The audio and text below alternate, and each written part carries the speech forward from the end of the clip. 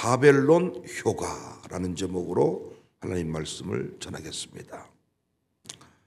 두 종류의 인생이 있어요. 살기 위해 사는 인생이 있고 사명 위에 사는 인생이 있습니다.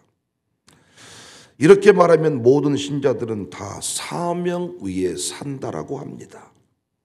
여러분은 어떤 인생이십니까? 제가 두 그룹으로 신자를 나눠서 이번 주일 주보에 발표를 한다면 화낼 사람이 있겠죠. 목사님, 어찌 내가 살기 위해 사는 인생 그룹에 들어갔습니까? 나는 사명 위에 사는 인생입니다. 이렇게 아마 항의할지도 모릅니다. 살기 위해 사는 인생과 사명 위에 사는 인생을 구별하는 가장 좋은 방법이 있어요. 그 방법은 다름 아닌 살기 위해 사는 인생은 오직 자리 싸움에 집중합니다. 나의 포지션이, 나의 자리가 어딘가가 이 사람의 유일한 관심사입니다. 누군가 나보다 먼저 승진하는 거 용납하지 못해. 법조인으로 사는 것이 중요한 게 아니라 부장검사가, 부장판사가 누가 먼저 되는가가 중요한 거예요. 내가 복음 전하는 일이 중요한 게 아니라 담임 목사인가 부목사가 중요한 거예요. 내가 목사인가 하나님의 종으로 부름받은 것이 감격스러운 게 아니라 노회장이 누가 먼저 되는가가 중요한 거예요.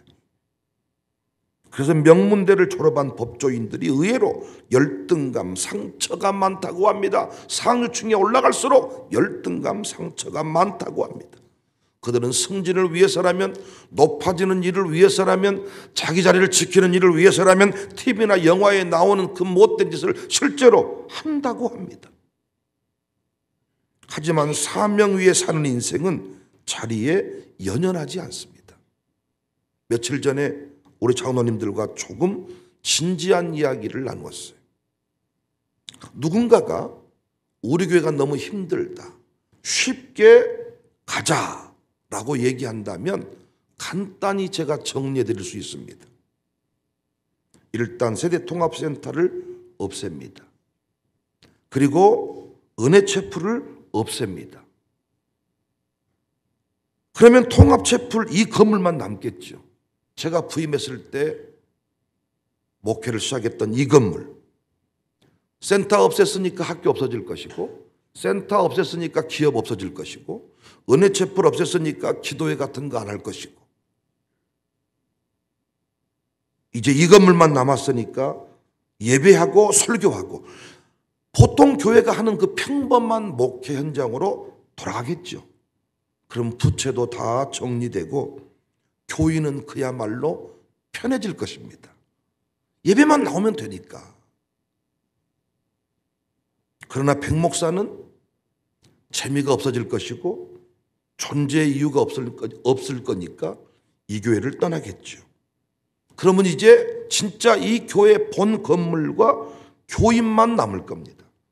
그러면 그런 목회하는 목사가 오면 돼요. 간단하지 않습니까? 그런데 장로님 한 분이, 목사님 교회 정리가 그렇게 쉽답니까? 아니, 교회 정리는 의외로 쉽습니다. 담임 목사인 제가 떠나고 교인들은 교회가 어려움 만났다 그러면 금방 떠나거든요. 이웃교회로 가요. 도장에 그 사인하고 도장 찍었던 사람만 남을 것이고 나머지는 언제든지 김치가 신이 신검리 하다가 떠나면 되니까. 의외로 교회는 빨리 정리됩니다. 무슨 말 하고 싶은지 아시겠어요? 사명 위에 사는 인생. 지금 내 자리가 편한 자리인가, 돈을 많이 받는 자리인가가 중요한 것이 아니라는 거예요. 지금 청사교회 섬기는 것이 헉헉대냐, 땀 흘리고 있냐, 다른 교회 목사와 다르게 살고 있냐, 이게 중요한 게 아니라 하나님이 부르신 목적대로 살고 있는가. 그냥 설교 열심히 하시고 특별한 목회 안 하고 이렇게 그냥 이런 목회하신 분은 쉽게 간다는 게 아니라 그분은 그분에게 주신 사명대로 살고 있는 거죠. 31차 컨퍼런스에 장흥중앙교회가 30여 명 참여했다 그랬죠. 장로님들과 함께 참여한 컨퍼런스가 벌써 4번, 5번 됐지 않나 싶어요. 목사님이 할 수 있는 분들을 초대해서 계속 컨퍼런스 참여하는 겁니다. 하지만 이번에는 남다른 열의가 느껴졌어요. 왜인가 보았더니 우리 이준호 목사가 어느 날 성도님들, 장로님들 앞에서 가슴으로 울면서 고백한 그런 내용이 있답니다. 특별히 장흥중앙교회는 김정열 목사님, 장민웅 목사님이란 분이 이준호 목사 앞서 일했던 분이에요. 근데 김정열 목사님 송정중앙교회로 지금 오셨잖아요. 근데 교인들은 그분을 못 잊어요. 왜? 그 역사의 묵은닭 같은 교회를 선교적인 마인드로 뒤집어 엎었어요. 얼마만큼 선교를 열심히 했냐. 교회 건축할 건축원금을 나는 건축하지 않겠다. 선교에 미친 거. 이걸 건축원금 단독 선교사 파송하는데 모든 회사를 집행할 만큼. 그러니까 장흥중앙교 역사를 파보면 김정열 목사님이 나와요. 전무후무한 부흥을 이루어냈어. 두 번째 잊지 못할 목사님이 장민웅 목사님이라고 미국으로 가셨는데 지금의 그 멋진 예배당을 5년여에 걸쳐서 완공을 시키신 거예요. 미국에 살다 오셔가지고 사이즈가 남달라. 장로님들은 조금 줄여 지읍시다. 장민호 목사님이 고집을 하셔가지고 모든 사람들이 그 건물을 보면 우와 할 만큼 건물을 지고 그 사람들이 장민호 목사님 잊지를 못해. 건물만 보면 장민호 목사님, 선교 역사 그럼 김정열 목사님. 그런데 이준호 목사님 어느 날 스스로 나는 무엇인가 생각했다는. 사람들은 목사님 너무 좋겠습니다. 평양에 계시다가 장흥에 가시니 얼마나 대단하십니까? 차도 바뀌고 사람도 바뀌고 너무 부러워하는데 정작 자신은 공허하더라는 겁니다. 담임 목사 같지도 않더라는 것입니다. 기도하는 주간이 있어서 기도하러 올라가다가 우리 교회 들렸잖아요. 그때 나눴던 감동들, 받은 응답들 제가 한번 얘기했을 겁니다. 나는 건축도 할 줄 모르고 나는 선교지에 방문하고자 하는 마음도 없는데 오직 하나 기독교육을 위해 부름받았다. 나는 기독교 학교만 생각하면 막 가슴이 뛰고 막 불이 올라온다는 거예요. 이걸 못하니까 내가 너무 우울하고 이걸 못하니까 내가 너무 두렵고 이걸 못하니까 이러다가 끝나는 거 아닌가 이런 생각이 든다는 겁니다. 장로님들에게 눈물로 이야기했대요.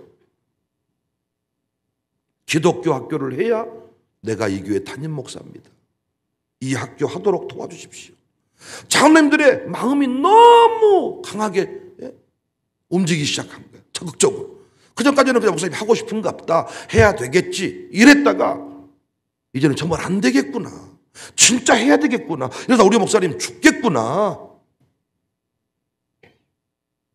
우린 광야를 걸어보았습니다.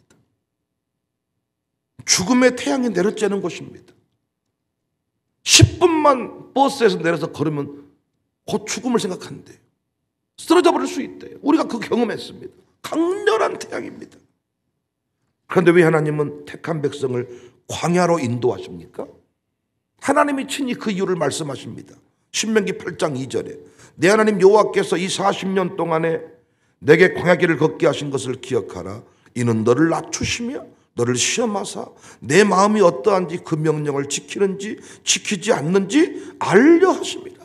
너를 낮추시며 너를 줄이게 하시며 또 너도 알지 못하면 내 조상들도 알지 못하던 만나를 내게 먹이신 것은 사람이 떡으로만 사는 것이 아니라 여호와의 입에서 나오는 모든 말씀으로 사는 줄 내가 알게 하려 합니다. 네가 벌어서만 먹고 사는 것이 아니라 만나로 사는 원리를 내가 너에게 보여주기 위함이다. 오늘 본문은 앞장 35장과 연결되어 있습니다. 36장이. 아주 내용이 복잡한 것 같지만 그렇지 않습니다. 크게 세 구분돼요. 에돔산의 몰락. 두 번째 내용은 이방인들의 이스라엘 비난. 세 번째 내용이 이스라엘의 회복. 에스겔 35장 5절에 보면요. 내가 옛날부터 한을 품고라는 말이 나와요.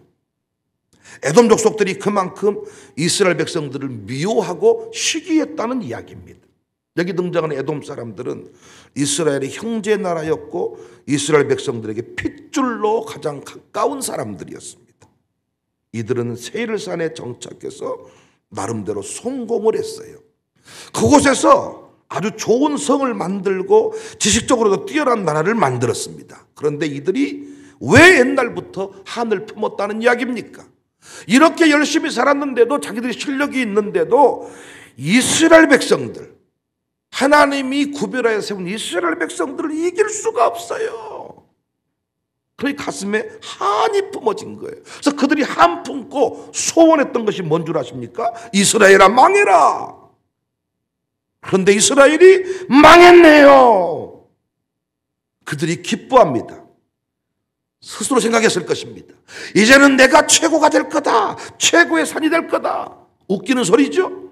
하나님의 마음은 오직 이스라엘 백성에게 있었잖아요. 오늘 또 내일 또 이스라엘 백성을 향하신 하나님의 마음을 그들은 몰랐지요. 하나님이 그들을 버리기 위해서 바벨론 포로로 보냈다 생각한 겁니다. 근데 하나님은 오늘 또 내일 또 이스라엘 백성입니다. 이것이 택한 백성들에게 주신 하나님의 특별한 은혜인 줄로 믿습니다. 하나님이 이런 마음을 품고 있는 에돔 땅을 향하여 뭐라고 말합니까? 같이 망한다. 에스겔 35장 15절, 이스라엘 족속의 기업이 황폐함으로 내가 즐거워한 것 같이 내가 너를 황폐하게 하리라. 세일산아 너와 에돔 온 땅이 황폐하리니 내가 여호와인 줄을 무리가 알리라. 그래서 하나님 뭐라고 말한 줄 아세요? 이스라엘아 일어서라. 정신 차려라 이놈 새끼들아. 그 얘기입니다. 지금 회복하라. 그 회복의 상태가 뭔 줄 아세요? 새 마음과 부드러운 마음입니다. 오늘 본문입니다. 26절. 또 새 영을 너희 속에 두고 새 마음을 너희에게 주되 너희 육신에서 굳은 마음을 제거하고 부드러운 마음을 줄 것이며 또 내 영을 너희 속에 두어 너희로 내 율례를 행하게 하리니 너희가 내 규례를 지켜 행할지니라. 문제는 이 회복을 명하는 자리가 어디입니까? 회복을 명하는 자리가 어디입니까? 바벨론 포로 자리입니다. 제사장 나라로 세움받은 이스라엘이 하나님의 은혜로 복된 자리, 평안한 자리를 경험하니까 굳어지기 시작한 거예요. 우리 주변에 그런 사람이 많아요. 바닥을 헤맬 때는 그렇게 겸손하더니 돈이 좀 생기니까, 사업이 되니까 11조원금도 떼먹고 목사 대적하고 자기 마음대로 살겠다고. 하나님의 은혜로 부름받은 거고 은혜로 그 자리를 지키게 된 거거든요. 그랬더니 어떻게 돼요? 자기 자리를 지키기 위해서 포지션에 관심을 두기 시작합니다. 장모 권사가 되기 전까지는 그렇게 겸손하고 목사님 하더니 이상하게 장로님 권사님, 한국교회적으로 말하면 장로님 권사님만 되면 순종하지 않아. 굳어지는 거예요. 굳어졌다는 증거가 뭔 줄 아세요? 순종 안 하는 거예요. 굳어짐의 증거가 뭔 줄 아세요? 가정교회 찬양대회 하자 그러면 안 하는 거예요. 굳어진 상태의 특징이 뭔 줄 아세요? 성질을 잘 내. 교회에서 뭐 하라면 성질 내서 자꾸. 자기가 바닥이면 성질 내겠어요? 어느덧 자리를 차지하게 된 거죠. 밖에서도 이사장님, 사장님, 회장님, 박사님, 교수님 딱 자리를 차지하니까 굳어지기 시작한 거예요. 교수도요, 시간 강사 시절에는 겸손해. 전임 교수가 딱 되면 그때부터 연구 안 해. 물론 지금은 달라졌지만. 이때 필요한 게 뭡니까? 광야이고 바벨론이에요. 그 자리를 부셔버리는 것입니다. 날려버리는 것입니다. 이사장 자리 날려버리는 거예요. 회장 자리 이것이 광야이고 바벨론이야. 광야로 가보면 회장 자리, 부회장 자리 없어. 필요가 없어. 광야에는 회장 자리가 없다고요. 이것이 바벨론 효과입니다. 바벨론 효과. 바벨론을 통해서만 새 마음을 가지게 되는 거예요. 코로나 때 강력한 위협이 있었죠. 공포에 떨었죠. 그런데 코로나를 통해서 대지각 변동이 일어났습니다. 껍데기 중심에서 껍데기를 붙잡고 살았던 인생들이 본질적으로 돌아갔던, 본질적으로. 예배가 중요한 줄 알았지만 그렇게 중요한 줄 몰랐습니다. 그런데 우리가 코로나를 통하여 정신 차리게 되었고 본질 예배에 생명 걸게 되었습니다. 이게 코로나 효과입니다. 바벨론 효과입니다. 예배를 붙던 인생이 어떻게 되는지를 정확하게 알게 되었습니다. 이게 바벨론 효과, 코로나 효과입니다. 코로나 오기 전에는 예배드린 교회나 안 드린 교회나 별 차이가 없었어요. 그러나 코로나가 뻥 터져보니까 어때요? 예배에 붙잡은 교회가 살아나는구나. 이게 코로나 효과입니다. 앞으로 더 큰 바이러스가 와요. 더 큰 재앙이 와요. 예배 붙던 인생, 어젯밤 말씀대로 사반처럼 바위 사이에 숨은 인생은 살아남지만은 교만한 인생은 끝납니다. 이게 광야 효과입니다. 평상시에는 몰라. 여러분과 제가 살아있는 이유는 자리 지키기 위함이 아니야. 하나님 영광을 선포하는 일입니다. 시편 118편 17절 내가 죽지 않고 살아서 여호와께서 하시는 일을 선포하리로다. 이사를 10년 만에 하고 보니까 짐이 많이 줄었어요. 나중에 우리 사택이 체험관 숙소로 쓸 것을 염두에 두고 장들을 만들고 했더니 제가 그 자리에서 나오게 될 때 가져가야 될 짐이 별로 없어요. 나중에 사택에 오시면 제가 보여드리겠습니다만은 제가 아끼는 가구가 4개 있습니다. 다 살림을 위해서 세탁기 이런 거 산 거고요. 제가 저희 집 대강 아파트 가면서 저를 위해서 조금 크게 투자한 게 그게 뭐냐? 내 책상과 책장 2칸, 이 서랍장 1칸. 이걸 당시에 보통 그냥 시장통 가서 사면 3, 40만 원 주면 살 수 있는 것을 당시 개념으로 치면 100만 원 주고 샀을까요? 큰맘 먹고. 저 그건 4개 세팅해 놓고 그것만 나는 닦아. 그러니까 청사교회 담임 목사로 살아가지만 사실 내가 가지고 누리는 것은 별거 없어요. 살림을 정리하고 보니까 나중에 진짜 여행 가방 몇 개 싸면 끝나겠더라고요. 내가 어떤 자리에 있는가가 중요한 게 아니라 그 자리에서 무엇을 하고 있느냐, 하나님 영광을 선포하고 있느냐. 청소학교 담임 목사 자리가 힘든 자리냐 편한 자리냐 이게 중요한 게 아니라 살아서 하나님 영광을 선포하고 있느냐, 영광을 가리우고 있느냐. 그래서 기도할 사람이 기도하지 않을 때 하나님이 포지션을 부셔버립니다. 그 안락한 자리를 깨버립니다. 두고 보십시오. 하나님이 잠 못 자게 할 겁니다.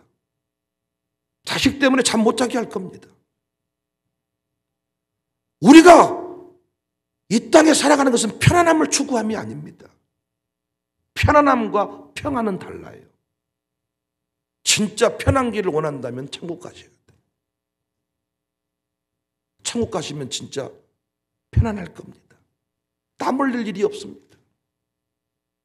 기도할 사람이 기도하지 않을 때 광야로 내모십니다. 사람들은 너는 망했다고 말하지만 아니, 그냥 지옥 보내려면 광야로 보낼 필요가 없지요. 광야로 가서 다시 새 마음을 품게 하시는 거예요. 초심을 품게 하시는 거예요. 내가 왜 이 자리에 서 있는지를 깨닫게 하시는 거예요. 이게 택한 백성입니다. 바벨론 효과, 광야 효과. 우리 편하게 기도할 수 있을 때 기도합시다. 편할 때 기도하지 않잖아요? 그러면 진짜 피눈물 흘리며 기도해야 돼요. 요즘 마룻바닥 체험관 건축을 한다고 하니까 많은 분들이 관심 가지고 동참을 하거든요. 왜인가 봤더니 마룻바닥이란 말에 흥분해. 자기가 마룻바닥에 태어났다는 거예요. 마룻바닥에서 기도해서 인생의 승리를 거두었다는 거예요. 근데 어느 날 침대는 과학입니다. 이런 침대에 자빠져 누워서 잠자는 인생이 되었다는 거예요. 이야, 부모님이 마룻바닥을 기어서 오늘의 이 역사를 만들었는데 나는 침대에 자빠져 자서 내 새끼가 마약적이 되었구나. 하나님도 안 믿는 인생이 되었구나. 난 이미 영적 폐륜들이 많이 시작되었다고 보거든요. 아버지가 섬기는 하나님 안 섬기잖아요. 아닙니까? 하나님이, 아니 보통은 아버지가 하는 일을 그대로 하잖아요. 아버지를 얼굴 봐서라도. 근데 이 시대를 안 해버려. 우리가 시몬스 침대, 호에이 침대, 뭐 수많은 침대들이 있잖아요. 이 새벽에 잠자고 있는 거죠. 그런데 마룻바닥 말 들으니까 정신이 번쩍 드는 거예요. 맞다, 마룻바닥. 그래서 우리 샬롬 마룻바닥 정신을 잊어버리지 맙시다. 샬롬과 마룻바닥이라는 말이 절묘하게 연결되어 있다니까요. 샬롬의 때에, 평안의 때에 마룻바닥을 기면 샬롬의 영광이 평생 갈 겁니다. 마룻바닥에서 샬롬을 누리는 거예요. 무릎 꿇을 수 있을 때 무릎 꿇읍시다. 기도할 수 있을 때 기도합시다. 안 그러면 광야에 가서, 바벨론에 가서 처절하게 눈물을 흘리며 새 마음을 품게 될 것입니다. 난 여러분과 저의 마음이 어린아이 같은 마음이기를 원해요. 돈 좀 번다고 교만하지 마세요. 교회에서 성질 내지 마세요. 왜 성질 내세요? 교회에서 누가, 아니 어떤 사람과 뭘 싸우려고 성질 내세요? 목사에게 왜 성질 내세요? 하기 싫으면 하지 마세요. 저는 못하겠다 그러면 시킨 적이 없습니다. 해본다고 하니까 제가 요구한 거지. 나는 새벽에 원합니다. 건드리지 마세요. 안 건드릴게요. 성질 내지 마세요. 내가 할 수 있을 때 문자 보내면 반응할 수 있는 사람들은 문자 보냈지만 그 다음부터는 하나님께 맡깁니다. 하나님이 하시겠죠. 여러분이 사랑하시는 자녀를 치시든가 사업장을 부셔버리든가. 그럼 여러분 또 우리 뻔한 거 아닙니까? 살려주세요. 도와주세요. 가족은 대출 좀 해주세요. 또 대출 받아가지고 승리하면 바빠서요. 목사님 내 생각에는요. 이렇게 사는 게 인생 패턴 아닙니까? 우리 끝까지 새 마음을 품고, 그래서 정 힘들면 진짜 이발이라도 해라. 새 옷이라도 좀 사 입어봐라. 이사라도 좀 해라. 굳은 마음으로 살지 말고, 때가 되면 손주 키우고, 때가 되면 그냥 유산 물려주고, 때가 되면 그렇게 헬스클럽 다니고 뭐 노인정이나 다 이렇게 사는 게 아니라 사명을 위해 사는 인생. 우리 교회 사명을 붙들고 달리니까 샬롬입니다. 사명 붙들고 달리니까 샬롬. 편한 교회가 아니라 평안한 교회. 여러분 할 일을 하지 않으면 막 불안함이 몰려오지 않습니까? 이대 담임 목사 청빙할 때 청빙 조건이 뭐냐? 돈 좀 가져오세요가 아니었어. 은퇴자금 5천만 원 가져오세요가 아니었어. 목사님 비전이 있습니까? 목사님의 사명이 무엇입니까? 라고 물었던 거예요. 왜 깨달았을까요? 이게 바벨론 효과예요. 바벨론을 지나지 않았으면 우리 교회가요, 야, 목사를 교만하게 골랐을 겁니다. 그런데 비전이 있습니까? 사명이 있습니까? 이걸 정확하게 물은 거죠. 여러분이요, 바닥을 기어보면 압니다. 돈이 아니라는 것을. 죽을 병 판정 받아보면 돈이 아니라는 것을 압니다. 하나님입니다. 은혜입니다. 이게 바벨론 효과입니다. 중환자실에서만 깨달을 수 있는, 바닥에서만 깨달을 수 있는. 혹시 고난을 만나셨습니까? 바벨론의 아픔이 있으십니까? 다 돌아온 자식이 아직도 안 돌아왔습니까? 새 마음을 품으세요. 새 마음. 새 마음을 품고 지금의 나의 그 아집과 고집을 깨버리고 아멘할 수 있는 겸손의 자리로, 나를 내려놓고 말씀을 붙들고 씨름하는 자리로 나아가시기를 주님의 이름으로 축복합니다.